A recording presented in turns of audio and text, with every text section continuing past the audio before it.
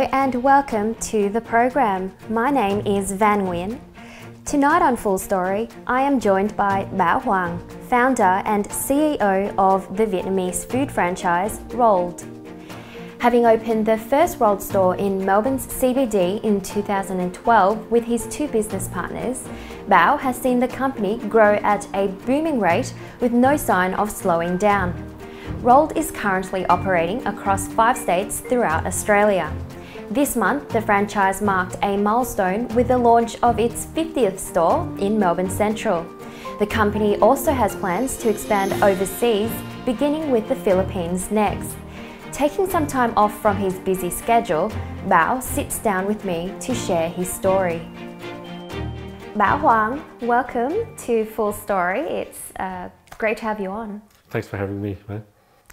Since opening your first store in Melbourne in 2012 in Melbourne CBD, did you ever imagine how popular it would become?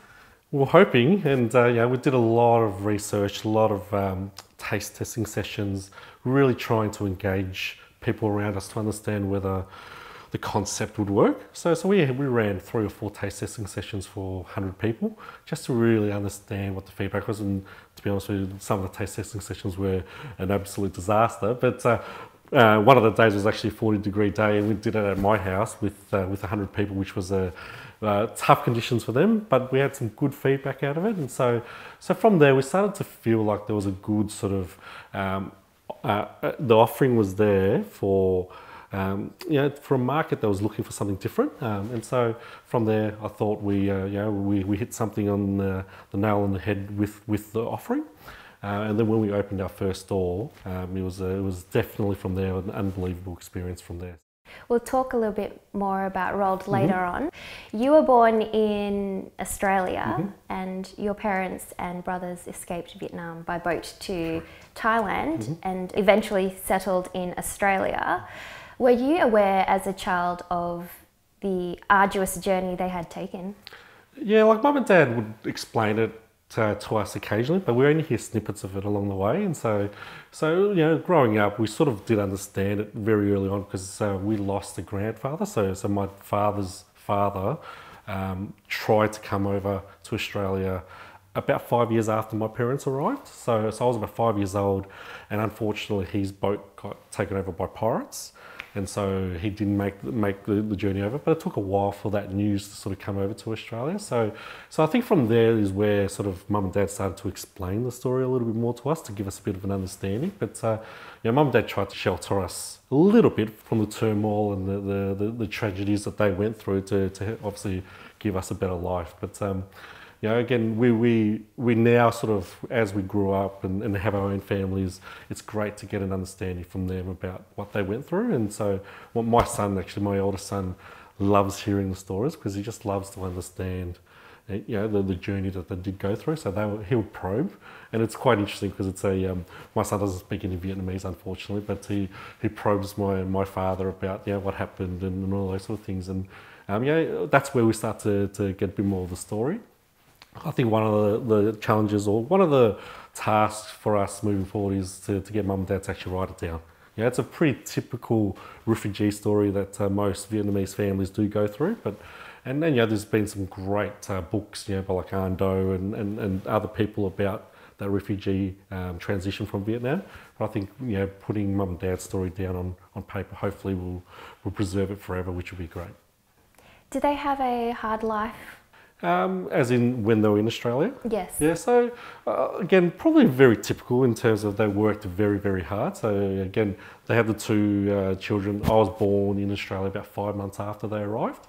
But Mum and Dad, like Dad would work, started his working life on farms. So worked, 12, 14-hour days on cherry farms and strawberry farms and those sort of things. Mum would sew a little bit at home. So, but again, they were looked after very, very well by the government. So they were given, housing, food, and all those sort of things. So was it challenging? Yeah, absolutely challenging. But were they malnourished or impoverished or anything like that? No, like they were looked really well after. So again, but they worked very, very hard as well to obviously try to raise a family in those early days. Would you say growing up, were you closer to your Australian or Vietnamese roots? Good question. I think there was a transitional point. So I think growing up when you're really, really young, all you know is family. So you know mum and dad, and we spoke a lot of Vietnamese at home, and we had a lot of close family. So we had a lot of uncles that lived with us. So dad's 3 younger brothers who came over as refugees as well lived with mum and dad. So mum essentially was the mum for her kids, but also for the 3 younger uncles as well. And so I think we grew up in that Vietnamese family environment, up until probably hitting maybe later primary school years, where I think there was a bit of a transition where the uncles moved out. Mum and dad actually made the decision to actually say to us, we don't actually want you to learn Vietnamese. Okay, so it's interesting that they actually wanted us to really develop an Australian heritage, understand, obviously learn English and make sure that we do really well in school. And so they really just wanted to focus us on learning English and excelling at school. And so, that's probably one of the aspects that I probably regret a little bit. Like I would love to have learned a lot more Vietnamese, and obviously we're not far past it. I can't still go back there, but we really want to sort of, teach our kids how to learn, speak and engage in Vietnamese as well. But there was a bit of a transition there at that stage. So probably at around 10 years old is when I sort of started shifting a lot more to become, if you want to say, Australian in what we're trying to do. Yeah. Bao, have you at any stage faced any discrimination because of your Vietnamese heritage? Like, I think it depends on how you want to classify discrimination. And like, I think over growing up, being, through probably primary school, was when we probably experienced the most. So I think, Vietnamese and Asians sort of coming into Australia at that stage was relatively new. So sort of through the mid to late 80s, I was sort of 5, 6, 7, 8 years old, and you would hear some, some terms and all those sort of things, and then feel a little bit of discrimination. But I didn't really ever personally get into any sort of, or didn't really experience any personal discrimination that I was really offended with. Again, there's things that happen in life, and whether you're Asian or Caucasian or whatever it might be, but otherwise I didn't really, growing up, didn't really personally feel too much discrimination. So it didn't affect you? You didn't need to question your identity? I was probably lucky that we grew up in a very loving family, so mum and dad did everything for us. They for a long part of their lives worked at home in a very typical sort of Vietnamese sewing sort of business at home in their garage. And so again, they would work 20 hours a day, 7 days a week. And so for us to feel not connected to that somehow and thankful for that somehow would never happen. So we never really questioned. Look, I'd never really questioned where we sort of were positioned in society or anything like that, because I loved our family and how we were brought up, and I had a great experience at school. So I had a great experience sort of going through primary school, high school, and then university. So we're pretty lucky in our upbringing. Mum and dad sort of sacrificed everything for us. So fortunately or unfortunately, my parents were ones where they would literally do everything for us. So they would work 28 days a week, 20 hours a day. I probably would say that for a good 15 years, mum and dad didn't do anything for themselves. So they never went on a holiday, would never go out, just them two, to have some fun or whatever it is. Mum and dad literally would work all day just to feed us, and just put us through schooling. Probably in the later part of our schooling lives where mum and dad could relax a little bit more, dad will experience and then go out and go fishing or whatever it is, but that's about it. Like my parents never went out and partied or never really neglected the kids at all, and so we were very, very lucky with parents that were very loving in exactly what they did for us. You spoke before about how your parents said you can focus more on your studies, in the Australian culture. How important is it to you now to maintain that Vietnamese culture and traditions and values? Very important. And so again, my wife being Filipino, but she's probably the biggest advocate for our family to really immerse. So she loves the Vietnamese culture and loves everything about Vietnam, probably more so than I do, which is great. And so she's the big advocate to really drive the family, so the 3 kids that we have, to really learn Vietnam and be a big part of it. Again, we love travelling to Vietnam. Last year we were there 6 times. So one of the things that we've done as part of giving back to sort of Vietnam is we're building a boarding house in Vietnam at the moment. So through a charity called Blue Dragon, we've partnered with them to build a boarding house in northern Vietnam for 250 kids. So that's just been completed now. So quite an exciting thing for us, and one of the things that Mum really instilled into us is, we've been so lucky with everything that we've got, just give back a little bit when you can. And so we felt, let's do something. So over the last 2 years through the business, we've been raising and running charity events and all those sort of things to raise the money, which is a big sort of passion of ours, but also something that we're quite proud of, obviously, in being able to achieve. Your family is quite multicultural now then, if you're saying your wife is Filipino, you're Vietnamese, and you're in Australia. Does that mean that you're going to pass both the Filipino and the Vietnamese culture towards your Pretty children? much, yeah. We're probably lucky that the Vietnamese culture and the Filipino culture are reasonably similar, in that it's very family orientated. A lot of it's about sort of food and having time with each other. So, but obviously different languages, those sort of things. Probably lucky that the Filipino main language is English anyway, and so a lot of Filipinos speak English, so it's quite a simple part for my kids to be able to speak to their grandparents and cousins. And again, we travel to the Philippines quite often, and I think it's good to get them exposed to different cultures and different countries, and I think that's pretty much what Australia is. Australia is probably, if not the most multicultural country in the world, and for us to not benefit from that multiculturalism would be a shame. So we're pretty lucky, I think, to be in Australia and being able to experience those different cultures, which is a phenomenal experience. When you go back to Vietnam, is one of the reasons just to eat the cuisine? I've been on a couple of trips where that's been the main reason. So obviously through business, one of the key things for us is to really understand what's happening in Vietnam, to be able to bring that to Rold. And so we've been on a couple of trips with executive chefs to understand what's happening on the streets of Vietnam, to be able to bring it into to Rold. But my wife and I love the food in Vietnam, and so we've got a couple of great spots where we would always go and would bring family, friends, work colleagues, whatever it might be. There's one particular banh mi place that, right off the plane, land in Saigon, we would go straight there to get the banh mi, which is I think a great thing for us to be able to have, and we're very lucky to be able to experience that. So food was a big part in your childhood to now? It was probably everything, like if we didn't have, Mum and Dad didn't have a whole lot, they worked very, very hard to be able to put us through school and all those sort of things, but what we always had was family meals. And so up until probably 18, we would have 6 family dinners a week, and so I've got 2 older brothers, a younger sister, and so the 6 of us in the family would be eating as a family after school, after uni, after work, together quite regularly. All of our events are based around family events. We're very, very lucky that Mum's a very, very good cook, and so and I know a lot of people say that, but we genuinely feel Mum's probably one of the best, because a lot of other mums ask her to cook for them.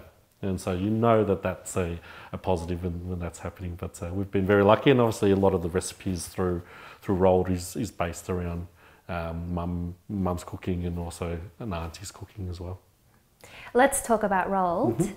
You were a physiotherapist and a franchisee at a health group called Back in Motion. Yes. What made you jump from that career to becoming an entrepreneur of a Vietnamese street food and takeaway franchise? I think going through uni and starting and doing physiotherapy in the first place, I actually wanted to do physiotherapy. So Mum and Dad were pushing me down to do actually become a dentist. And it was actually quite an interesting scenario where Dad was willing to pay for me to go through to dental school. I said no, I would do physio because I actually wanted to do it, and I wanted to become a sports physiotherapist. But all the way through sort of my teenage years, it was always about business for me. So learning business and learning finance and all those sort of things was a big part of what I wanted to do. So hypothetically, if Mum and Dad weren't there, I probably would have gone and done a business course. But trying to give them a little bit of what, give them something back because they've sacrificed so much, but not even that, because obviously being a physiotherapist is a great career, and we're very lucky to be able to do it.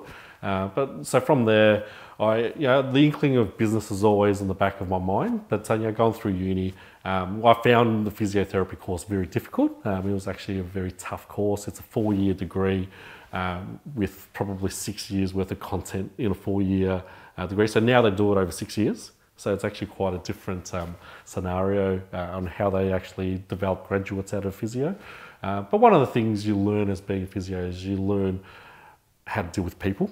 And that was one of the major things that I took out of being a physio, because a lot of injuries in physio or chronic back pain, all those sort of things, there's a lot of psychological and psychosocial aspects of it. And so dealing with people was the biggest part of being a physiotherapist. And so taking that aspect out of being a physio and then running physio businesses, for me, it was always about pretty much business and people. And so, after sort of working through as a physiotherapist for 8 years, 9 years, and working pretty hard to build a few businesses within the physio space, I felt it was just a good opportunity to change. And then so for us, developing Rolled with Ray and Tin as the other founders of the business, it was one of those things where, I probably had a foot in both camps for about 2 days. So once we opened Rolled, I was still involved in the physio business, but made the decision very quickly to go to Rolled because I just felt that there was too much of an opportunity there to grow it. And so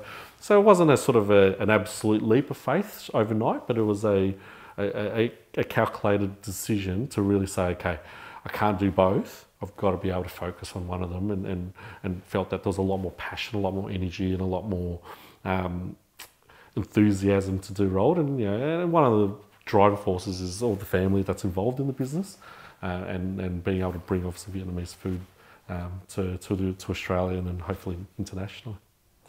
Can you tell me how the idea of Rolled came about? Mm-hmm.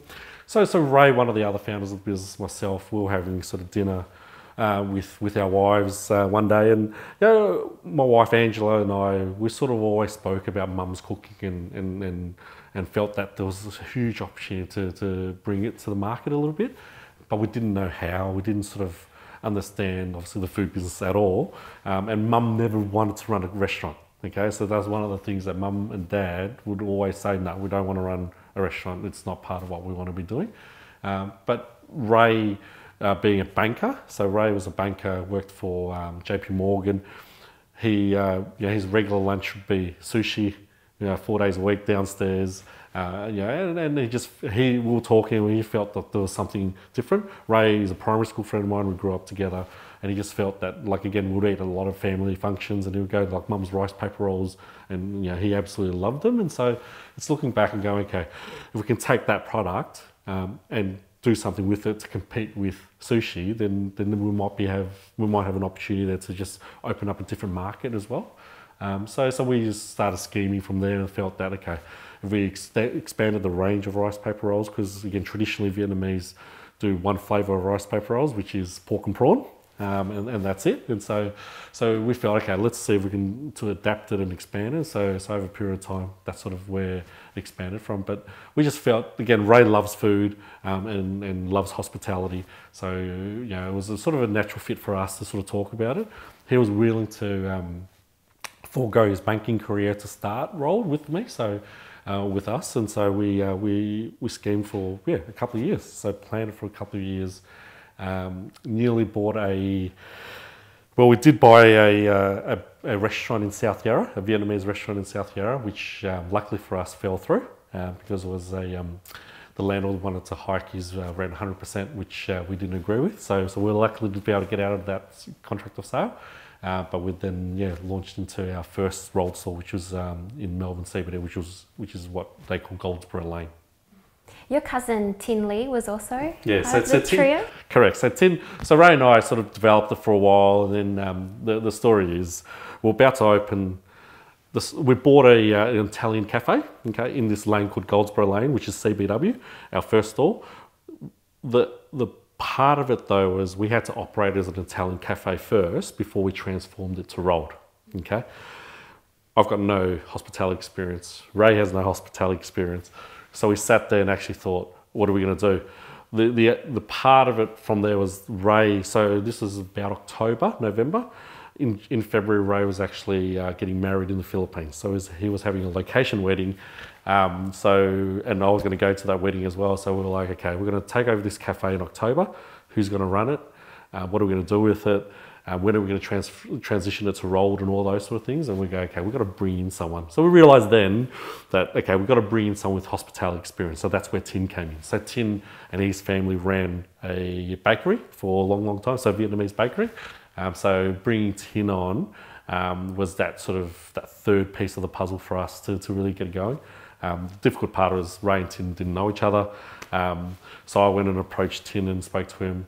Although my wife likes to take credit for bringing Tin into the business, so I'd say I went and approached Tin, brought him into and just spoke to him. And he had reservations because he had to sort of change roles and all those sort of things as well, and then quit his job into a business that we didn't know was whether it was going to work or not.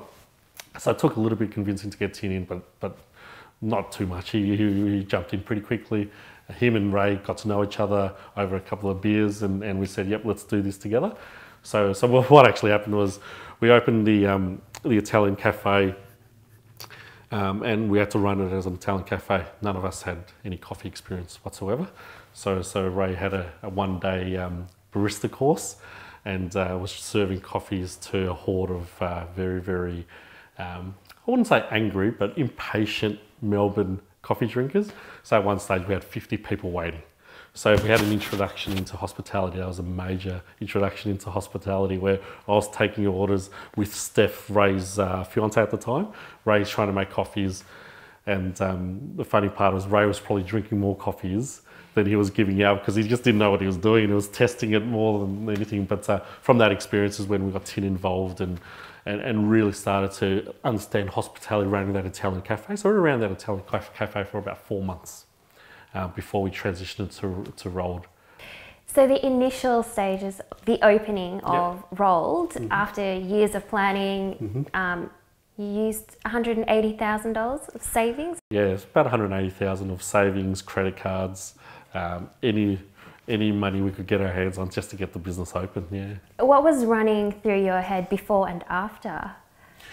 I think a lot of excitement. Again, like unfortunately, I'm a risk taker by heart, and so for me, we're putting some money in, but I always look at the positives. I don't dwell on sort of what could go wrong. It's sort of it's just not in my nature. So I was very, very excited. I think Ray's a little bit more sort of conservative, yeah. So he was sort of, geez, I've quit my banking job. I'm coming into this business. I don't know what's going to go on and how things will go. But like again, there's a lot of anxiousness with it. But for us, I think it was a lot more positive energy, and we were very, very lucky that when we opened our doors for the first time, we had a queue of 30 people, and the only thing we did in terms of marketing was put our menus up. And so from exactly that point where we opened our doors for the first time, that's when we felt that there's this, it's just hit the market at the right time, with the right offering, with the right balance of branding and those sort of things as well. And so, like again, we were very lucky that we didn't have to build it slowly, like it just built itself very, very quickly over a very short period of time. And so, what we're trying to do now actually is bring a lot of that culture, that anxiousness, that nervous energy, so that you can actually drive it and celebrate the wins along the way, rather than just sort of say it's another store opening and we just tick it off the list. So that's the challenge we have at the moment. Rolled is expanding at a very quick pace. As you mentioned, over 40 stores in Victoria, New South Wales, Western Australia, the ACT and Queensland, with a turnover of over $40 million. What are your thoughts? Yeah, like I think sometimes we do have to sort of step back and think about what has happened. Again, there's been a lot of work that's gone into it. There's still a lot of challenges going through the business to really take it to that next level. And for us, particularly without any hospitality experience, without a backing in terms of a lot of money behind us either. So we've pretty much put all the money back into the business continuously to continuously grow the business. And so I think sometimes it's important for us to take a step back and maybe slow down, but unfortunately it's not in my nature, nor is it in a lot of other people's nature in our business. But one of the challenges we have is in a franchise setting, we have to grow. And that's actually one of the prerequisites of being a successful franchise. There's not a lot of franchises that sit out there and sit at 20 stores and are long-term successful. You see the guys obviously that have been around for a long time, like McDonald's and KFC and Hungry Jack's. They don't sit at 20 stores, or didn't sit at 20 stores for a long time. They grew and grew very quickly. Whereas you see a lot of other brands who sit at 20 or 30 stores and you find that they disappear off the face of the earth because it's not enough momentum to continue to build the brand. And then you see some very successful other brands like Grilled and who have grown enormously around Australia as well. And looking at what they've done really well is important for the future of what we're trying to do as well. As we mentioned before, your family is a part of Rolled. Mm-hmm. Your parents, sister and wife. What's that like working with family? So there's more than that. So I've got two older brothers that are franchisees and also work in the office. Again, Tim's brother works in the business as well as a franchisee. My sister is our national training manager.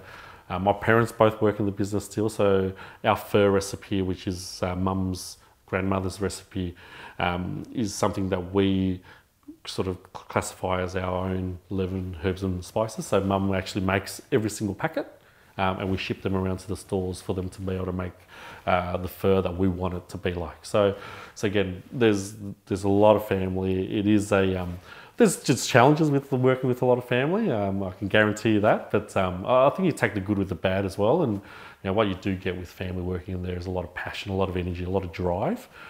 Overall, you understand what we're trying to do, and I think that's where, when there's family involved and reasonably close family as well, we sort of move on reasonably quickly as well.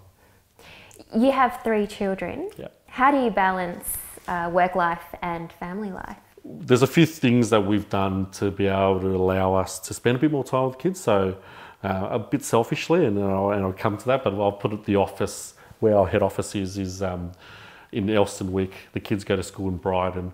It's about 5 minutes away, so it allows me to drop the kids off at school quite regularly. So I drop the kids off 3 times a week. I might pick them up once or twice a week as well. So it allows that sort of connection, so that they don't just see me in the morning and I've left the house. I actually drop them off, understand that, or know their friends, know the parents of the friends, know the teachers, and so that balance is good. I try to not work on weekends, although business never goes the way you always want it. But we feel like we have a fair few times where we have family dinners, but we make sure that it's in the diary when we do spend time with the kids. And the other balancing part of that, we go on holiday. So make sure that we go on a holiday every sort of 6 months or so with the kids, so that they get that good balance in terms of understanding what mum and dad's like. Yeah, but again, my wife works in the business as well, and so running a business like ours doesn't happen easily, and there has to be a lot of time and commitment and those sort of things. So she's had to sacrifice her career essentially. Although she still works in the business a little bit, she sort of only works part-time. We have a very supportive family. So again, mum and dad work in the business, but they also look after the kids a lot. And my mother-in-law is phenomenally helpful. So she looks after the kids 3 times a week. And she also works in the business, so she's a very great help to us, and we wouldn't be able to do what we do if we didn't have the family support around us. Do you have any advice for anyone who wants to be in the food and hospitality industry in Australia, be successful like you? I'll caveat the success part, because there's still a lot of work to be able to get there, but food in Australia is a difficult business. It's a very difficult business. We have high labour costs, we have high costs in general, and so it's a difficult business. If you're going to do anything in food, though, you've got to be passionate about it, because it's not a place to go into to think you're going to make millions of dollars overnight. it's a hard slog. You see a lot of these celebrity chefs who are more closing down restaurants rather than opening anything. It's one of those industries where people get into it because it seems fun because it is fun, but to make money out of it, you've got to have passion. You've got to understand what you're doing with business as well. And it's like any other business. If you don't run like a strong business, it's not going to work. And so, making sure that they educate themselves about how to run a business, get some advice, get some mentoring along the way as well to understand what the food business is like how to run any business. And one of the key factors in running a business is running and managing people. And so I definitely will say, if you don't want to manage people, don't get into hospitality because it's not going to work. But if you have a passion for food and you have a passion for business and you have a passion for people, then those 3 pillars of running a business will really be a good place to start if you want to run a successful business. Bao Hoang, it's been a pleasure to have you on Full Story. Thank you for joining me today. Thanks very much for having me.